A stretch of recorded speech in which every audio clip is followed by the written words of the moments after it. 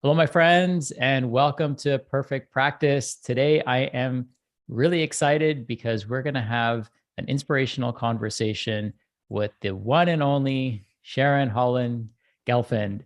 Sharon's going to be telling us about her journey in building her practice and, sharing with us how she has been able to, um, you know, listen to her gut instinct throughout the process of this journey in building her business. And this is something that I think is imperatively important. We want to definitely listen to our guts. We want to pay attention to the guts of the clients that are coming in to see us. So this is going to be a very interesting conversation. Sharon's journey starts many, many years ago, actually helping her son. And, that's where a lot of our story starts, by helping people that we deeply care about. And that takes us down this rabbit hole sometimes, and it allows us to be passionate about what we do. And when we see the miraculous changes and the effect that we can have on others, it really inspires us to help as many people as we can. So Sharon, thank you for joining me today. Thanks for having me. I'm excited to be here. Yeah, I'm super excited to speak with you because you've got quite the repertoire in terms of, you're a functional holistic nutritionist, you're a coach, you're a speaker, you're an author, and you went from banking to nutrition. So tell me a little bit more about that journey. What took you from banking to helping people with their nutrition and lifestyle? Yeah, people are always so intrigued with that transition from right brain to left brain to back and forth. I'm first generation American, and I was raised to study, get good grades, and choose the profession of doctor, lawyer, banker. Seriously, like this was what was, and you don't know any better. So I have one sister, and she became a doctor. I became a banker because I just happened to be good with numbers. I'd gotten an internship in high school, which led to a banking career. And I'm telling you, if we had a third sister, she would have been a lawyer. We would have covered all three areas. And so, it's what I did, but I was just never happy. There was something missing.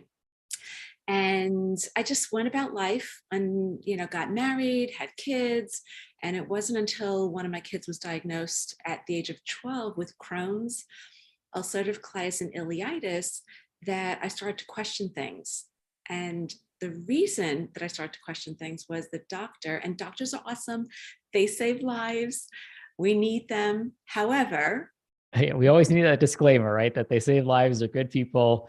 And then now comes the but or the however, right? So tell us about exactly, that. but I just remember my gut saying, there's got to be something more, because she said, just take the medicine and don't worry about anything else. And I said, well, what about food? Because I didn't know anything about what this was. This was, back in 2007.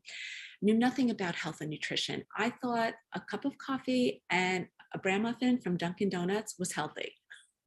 You know, bran, right? It's got to be healthy for you. So I didn't know. You don't know what you don't know. And I just remember thinking something, it just nagged at me. And I spent some time Googling, right? Dr. Google everything and going down that rabbit hole, trying to figure things out. And about a week later, as I was trying to figure this all out, my son came to me complaining and crying that he was getting worse and that it was the medicine. Hmm. And at first I was like, let's just call the doctor and let's see. And the doctor insisted that it was the disease and not the medicine. And then after a few days, I caught myself, just like asking myself, wait, why aren't you listening to your son? He's crying, he's telling you how he's feeling, and you're trying to intellectualize it. And that became the turning point, because it made me realize that there's so much I didn't know. And I made this declaration that I'm going to grad school to get a master's in nutrition just to help my son, because nobody was giving me the answers that I was looking for. And it made me realize I've been compartmentalizing my own health issues. And from IBS to eczema to styes to migraines, I can't even tell you how many doctors I was going to thinking, oh, this is normal. I'm just getting older. And so I like to say that my son's diagnosis was a blessing in disguise, and that nutrition found me. And I just didn't, that was it. And there was no turning back. And I was on my path to healing.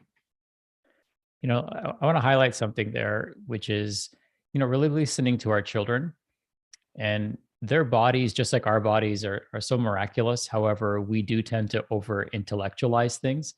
Children are born with this intuition and this ability to express themselves because their prefrontal cortex isn't fully developed, which is a blessing. It can seem like a curse at certain times, right? But it's certainly a blessing, because their body is trying to tell us something. And there's so many different ways that the body will communicate. It could be through behavior, it could be through the frequency and the vibration. And because as a mom, you're quantumly entangled with your child, I'm so grateful that, you kind of tuned into that. And, you know, once you kind of witness that, it's hard to unsee. And that's a skill, right? That intuition is definitely a skill that we need to develop, as business owners as well. So I'd love to know how, it served you in developing that skill set in your business as well. Such a great question, because it honestly, it took years. It didn't happen overnight. Right, nothing ever really happens overnight until all of a sudden you become what people think is success. You're like, yeah, you know how many years it took me? And it's really fascinating because I grew up with a set belief system, that, and we all do, right? With how we're raised by our parents, our caregivers, society, the teachers. And we tend to squash those dreams. And so this shift, this, like, as you say, you can't unsee now what you've seen, made me just become so curious, or always be curious, right? The ABCs of wanting to know more, asking questions, and not stopping until I got those answers. And that's the same with my business of, I wanted the answers for health, but then how can and I actually had no intention of starting a business. The business found me because people started to ask me, I looked different. I was losing weight. I was happier. What I was doing in terms of health and understanding what food does to our bodies changed my whole being. And as you said, the energy that we emit from that. So people started asking me what I was doing because they wanted a little bit of it. And so at first it was these lunch and learns of having friends get friends together, literally around a kitchen table, and just doing it for free, just sharing information. They were so intrigued, and, well, what else do you have? And I didn't have anything, but I made something. I'm like, well, what do you want? Right? You start with those little baby steps, and it just kind of naturally morphed into gaining confidence as I did this, because I felt like an imposter at the beginning. Who am I? I'm just a mom who became a nutritionist. Yes, I had the degree and all of that, but I didn't have the years of experience that so many other people had. I was just listening to my gut and following it and asking questions. Well, what more can we ask for, right? So tell us about your formal training and then how that led into you actually creating a business itself. So I went and got a master's in clinical nutrition, and it was the New York Chiropractic College at the time, and now it's Northeast Medical Science or something. And again, this was really just for my own edification, because I wanted to go deeper into what physiologically goes on in our bodies. And then I became certified as a functional nutrition practitioner, because even after getting the master's, I wanted to understand even deeper with testing, that went deeper than what the doctors did, because the test results always came back normal. Everything looks normal. You're normal, but it didn't feel normal. So getting certified to do these at-home testing, these, the stool kits, the gut, the hormones, the minerals, micronutrients, all of that really helped me then to be able to offer to people opportunities, healing opportunities, right? To go deeper when they become frustrated, not getting the answers. And it's just putting one foot in front of the other well, it's not always one foot in front of the other, right? It's you do a forward step, you do a side step, you do a back step. It's a dance. Sometimes you're doing somersaults, right? It's Oh my God. got to do whatever it takes sometimes. Yeah, right. Exactly. You climb the mountain, you finally get there, and you're like, wait, that's not the top of the mountain. There's more to go. Exactly. Yeah. And so with that, it just became clearer and clearer because I was getting a lot of interest in, especially for women, for the women, whom I work with, of really wanting to become their own health advocates and trying to help them bridge that gap between healthcare and their own self-care, so they stop Googling everything, or they stop popping pills to think that it's a panacea for whatever's going on when it's not, and to really listen to your gut, figuratively, emotionally, physically, mentally, everything, right? So let's talk about, we mentioned listening to our gut several times. Um, how do you actually develop that skill? Is it meditation? Is it heart math? Is it all the bumps and bruises along the way? Is it breath work? Like what is the, if you had to give people some advice on that, when we say listen to our gut, how do we sharpen that sword, so to speak? Hmm. Another excellent question, Sachin. You're so good at these questions. Well, it's most of the above that you just mentioned. For me, I love being outdoors, even if it's 10 degrees out. I need to move. I need for my energy to flow, because otherwise I feel stagnant and heavy. And so it was taking walks early in the morning and just breathing and listening to nature. And what's interesting about that? It wasn't an intentional meditation. I just knew what I loved and what made me happy. And what made me happy was being outdoors, whether it's a park or a hike or anywhere that I could just not have to get into a car and just be outdoors. And by doing that, I always, I need to actually back up a little bit, because when I was younger, I think I always had that sixth sense, but couldn't really share it with anybody because I was that weird girl of, who are you? And like, what are you talking about kind of person. So I kept to myself, and I would doodle, I would journal, and I would just spend time alone,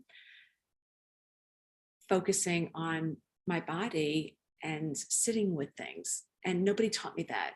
So fast forward, right? You grow up, you forget about all of that, you live life until something or a health crisis brings you back to your center. So for me, it was just breathing, all different types of breaths that we've learned that you've shared with us, being in nature, allowing for peace and quiet, and realizing that the downtime was equally as important as the uptime. Because I was a type A personality, do, run myself into the ground, exhaustion, and then not be able to do anything. And allowing myself to say, it's okay, I need this. And as I started to do that, I just would sit and literally close my eyes and just breathe and just ask, what do I need to know? What do I need to know? And then feel if it felt good or if I felt resistance in my gut. And that feeling of resistance is the nerves, the feeling nauseous, feeling shaky, feeling irritable. When you fight that, it gets worse. When you release that, you feel more aligned. And so I made that my practice. And that quiet really, and to this day, that's what keeps me connected and allowing me to listen to what I need to do next and You know, I who I love need to that. work with. And so what I'm hearing is that we have to find what works for us, right? So for you, it's nature. For somebody else, it might be cold baths. For somebody else, it could be breath work. It could be plant medicine.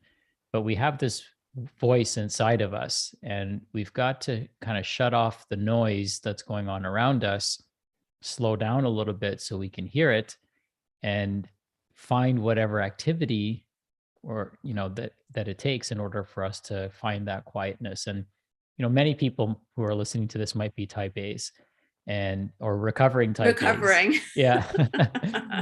Where we're just, go, go, go. And as you said, do, no pun intended there with the gut stuff, right? And we're just constantly moving. And when we study entrepreneurs that we probably admire, like, one of my entrepreneurial mentors, somebody who I, study, is Steve Jobs. And one of the things that he learned on one of his early trips to India is that people in India who are extremely poor, very low level of education, don't have intellect, may not have the intellectual capacity of people in the West, but they have something that he found and felt was far more important, which was intuition and their ability to, just really go inwards and, kind of ignore this material world of illusion that we live in and really go inwards to, that that most quiet part of us where we really find and see ourselves and our inner compass, if you will. He really admired that skill. And one of the things that he took from that was that every few days he'd look in the mirror, and if he didn't like what he was doing or didn't like the direction that his company or his life was going in, he would start to reevaluate. But many of us don't do that, right? We just feel like, oh, I've got a certain title, I have a certain job, and we kind of get married to this ego, this outward persona that we have, and we feel like that's it. This is how our life is going to be. And I love what you did is you found, that quietness, which helped you find what you really want to do. And now you're taking that and you're out there helping as many people as you can. So, lots of lessons to unpack there. And, for everyone who's listening, find that, thing that allows you to get, still and find that stillness, whatever it is. It might be getting in a sauna. It might be an ice bath. It might be a cold plunge. It might be a cold shower. It could be anything, but something that allows you to really hear the whispers that are coming from the inside. And if you're a practitioner, that's going to be important to you. And if you're a patient listening to this, that's going to be really important to you. I had a call earlier today with a friend of mine, and she was just go, go, go, and just telling me that she, her way of not dealing with her health issues was to just keep going and doing stuff.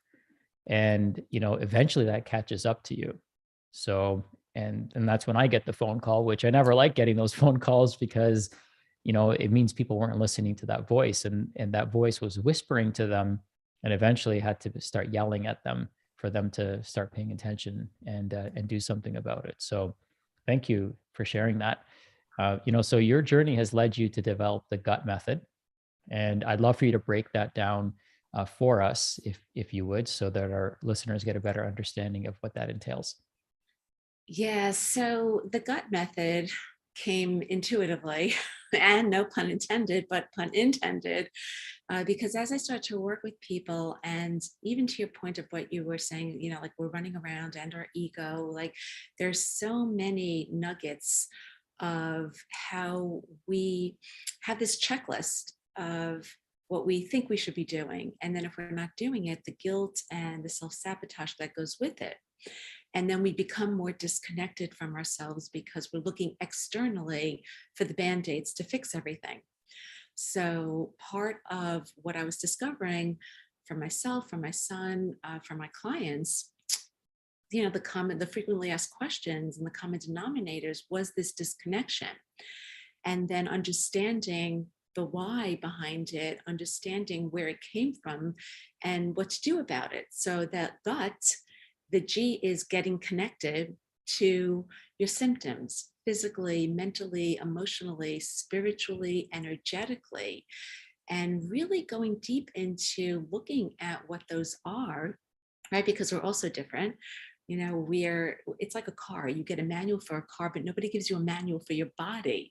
So I created this as a manual so that once you do get connected and you pay attention to that, then it's the you of understanding, all right, so if this is how I'm feeling, what does this mean? And it could be for those who are even more spiritual, because there's certain levels of this, of the meaning of it behind everything, right? So the gut has to do with the self-love or lack of, right? And where's that coming from? And so looking at what those symptoms are, and then T, taking action, but it's not just taking action, it's staying tuned in and taking action so that you can transform your life. And it's picking one thing, right? We always talk about just start with one thing.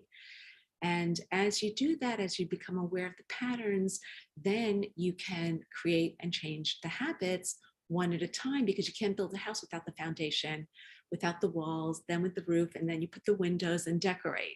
We try to decorate first, but there's nothing to put that decoration in. You buy a couch, where are you going to put it? And that's how the G.U.T method was created. And from that, my program and my book. All right. So tell us about the book. I've always wanted to write a book. So when I have 3 kids, well, they're not kids anymore. My oldest is 31. My twins are 20. Oh my God, they're going to be 27. And when they were babies, nobody taught me how to take care of twins. So I decided I was going to write a book. And it almost came to fruition. It didn't, for whatever reasons, but in my head, I don't know why, I just wanted to write a book. Okay, that was years ago. Fast forward, I hear the voices in my head, my talk to my, whoever you want to, my angels or the people that I connect with. And I kept hearing, start writing, just put this all down. Don't worry about organization. You'll find the person to help you. And talking about before, finding that inner peace, however that is for each of us, I listened to that. I allowed it to happen. The right people came into my world and helped me to put all my thoughts together with the outline. And during COVID, it was the best time to do it, because business was not great, because nobody wanted to pay for anything for me. It was a lull and a big shift in how I wanted to do business, which was then how I found you after all of that, because I was waiting for you, Sachin. And you showed up at the right time. And same thing with my book. And I wanted it to be an easy manual for anybody who was just getting started, and to be able to take that even to their doctors and practitioners, so that they had something, so that they can have conversations with it. And it's exciting. It's weird, but exciting and surreal. I love that. And it's amazing how we come into each other's lives. So appreciate that our paths have crossed, and now we're getting to share your story with people far and wide.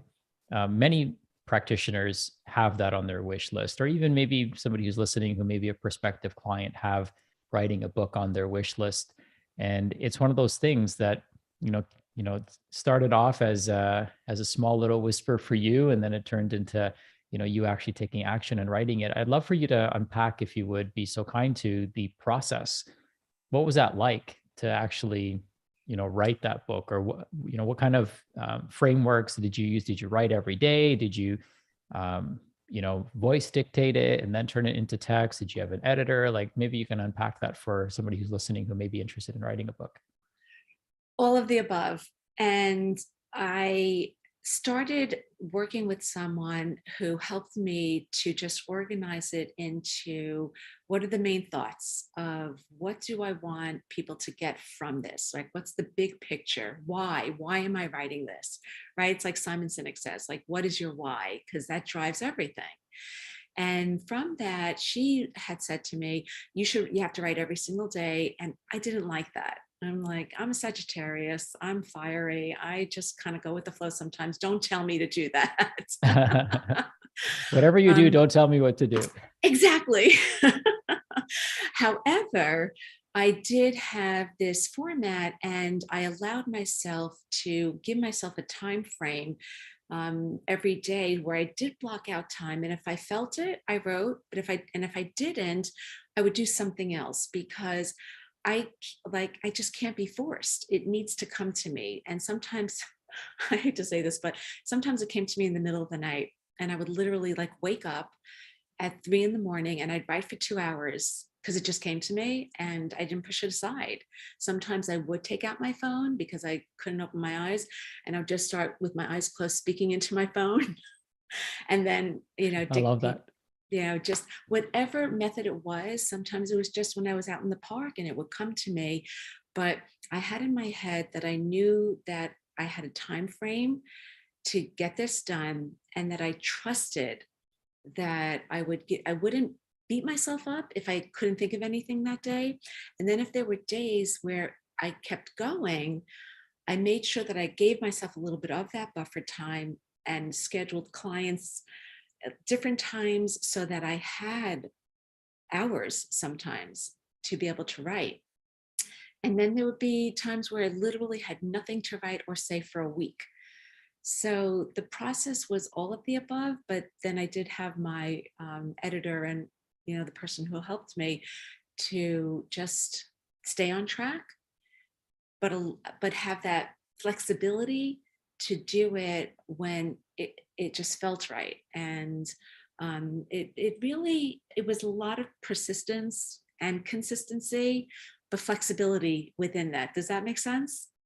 Yeah, it does. What was the hardest part of the whole process? Was it sometimes it's the title, sometimes it's the content, sometimes it's, like getting the case studies and the stories. What did you think was the hardest part for you?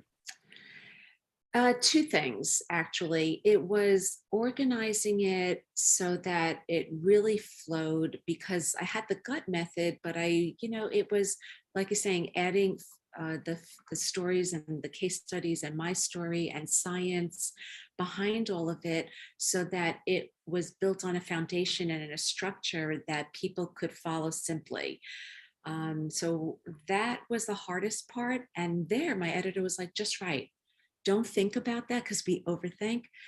Just write, and we'll organize it after, and you'll see that it will come together. So that took a while, but that was the hardest part to get started.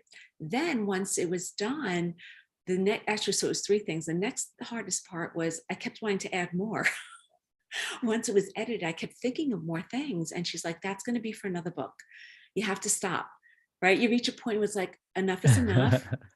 That'll be the new and improved version, or it'll be a different book. And then the next hardest part was the cover and the title, because I work mostly with women, but I wanted it to be universal and I wanted it to appeal to people. So I wanted the colors to be a little bit neutral. So that was a challenge.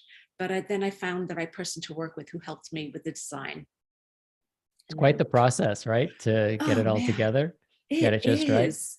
It is, let me tell you. But I think once you get that first book done, because I have an idea for another one already, gets easier, I think. I'll let you know.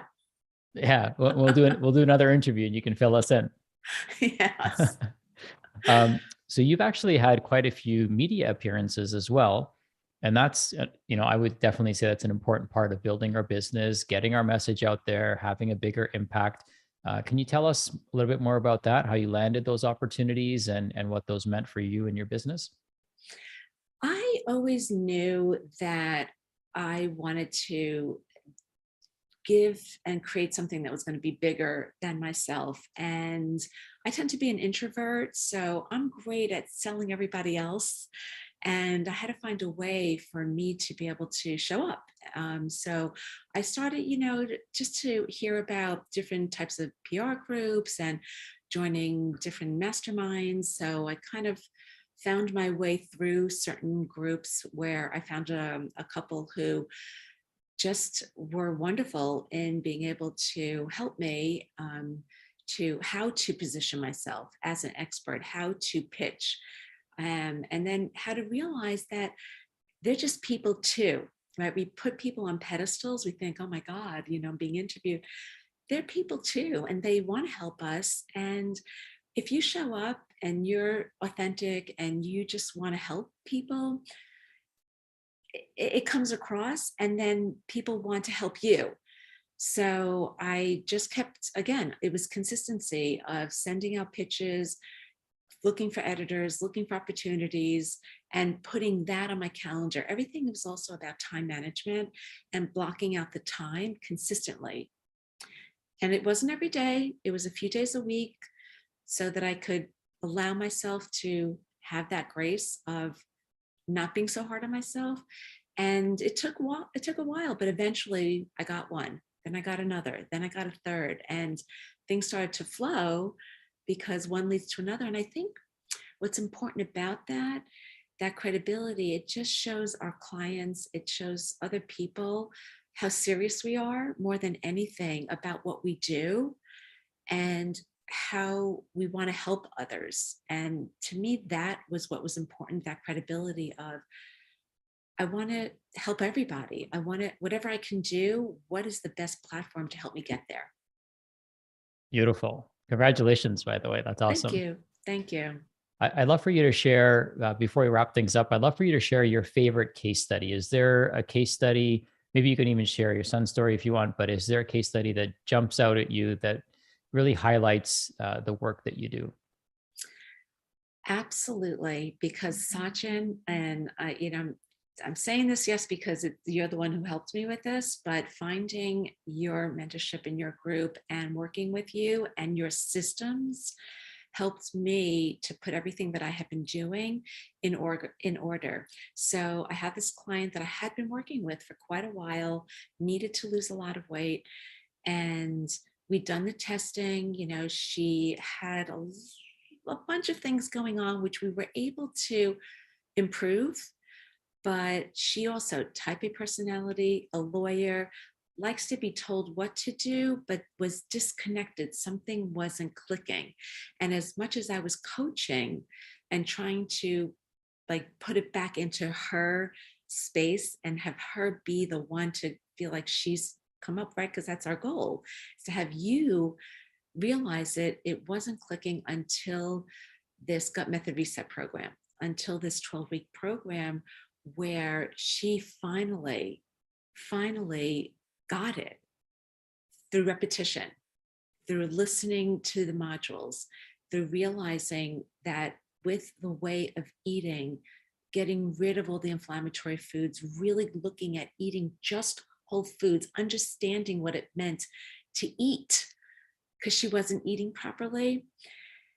I started with, so in about 5 months, she's lost 55 pounds. It's the most Wow. weight that she has ever lost. She is so giddy, and she's done the reset now twice.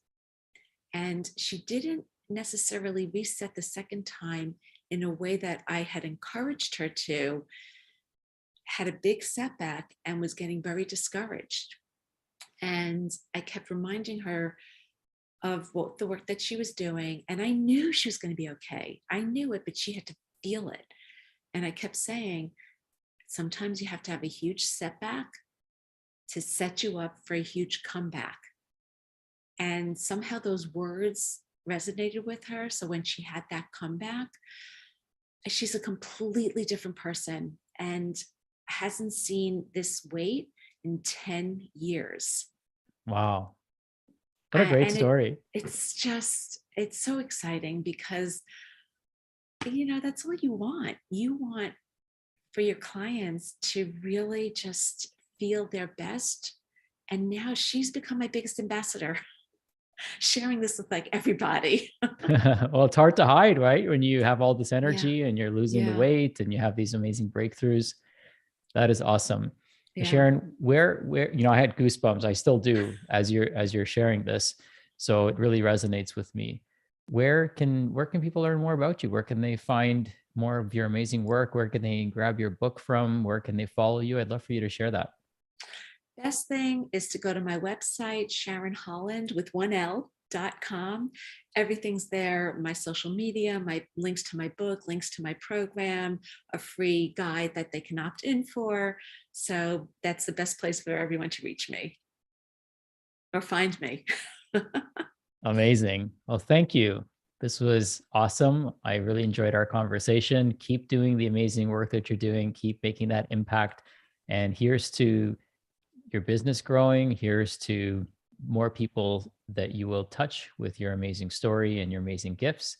And here's to all the practitioners who are listening that you've inspired, who can listen to their gut, tune in, and take their business to the next level. Thank you so much for our conversation today. Thanks, Sachin. It's been wonderful. I so appreciate being here. Had a great time. Thank you. Well, practitioners, there you have it. Sharon Holand, thank you so much. And I so appreciate you for being here and really enjoyed this conversation, check out our website, SharonHoland.com, and you'll get to learn more about her book, her program, her process, and you'll be able to connect with her there as well. Thank you, Sharon. Have an Thank you. awesome rest of your day.